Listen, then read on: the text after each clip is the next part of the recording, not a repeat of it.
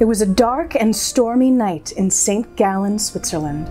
A young boy tripped and fell down his cellar stairs, hitting his head on a wheel of cheese at the very bottom, forever entrapping his spirit in that wheel.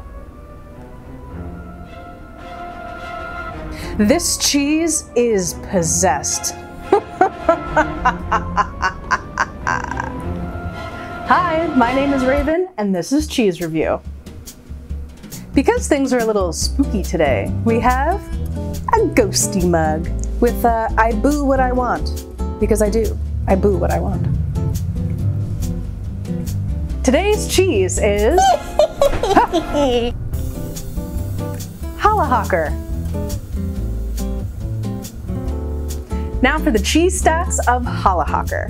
This is an Alpine-style Swiss cheese from St. Gallen, Switzerland. It's aged 10 months, it is raw cow's milk, and it is a washed rind, so it's got a little bit of stickiness on the outside, which is why it's in the paper. Challerhocker translates to sitting in the cellar, and if you can see this creepy little boy trying to come out of the cheese, I mean, it looks like he's been raised in the cellar. You're a little freak.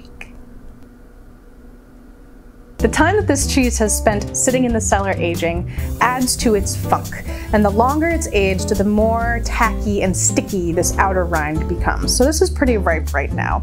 This is also a washed rind cheese, so the outside of the cheese is rubbed or washed in spices, herbs, and wine, and that also adds to the aroma and the flavor.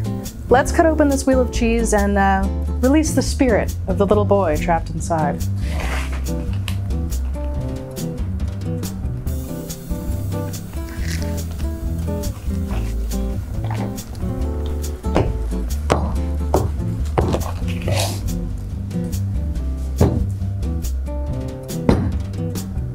And now we're going to smell the cheese.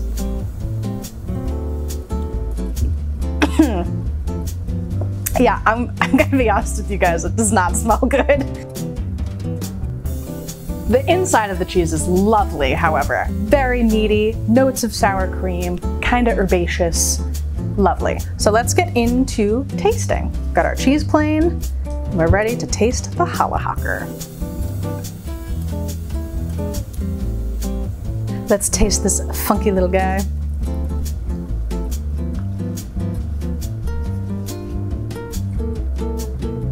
Okay, right away, I can tell that this is a more mature wheel of Challerhocker because the sharpness just comes straight out, and I start salivating in the back of my mouth, which is what sharpness does. Definitely notes of sour cream, which ties into the aroma. It's a little nutty. You've got a fairly creamy mouthfeel, but there is some grit from the tyrosine crystals, which are the protein crystals that you get during the aging process. And if you thought you knew what umami was before, you know nothing about umami until you try this cheese.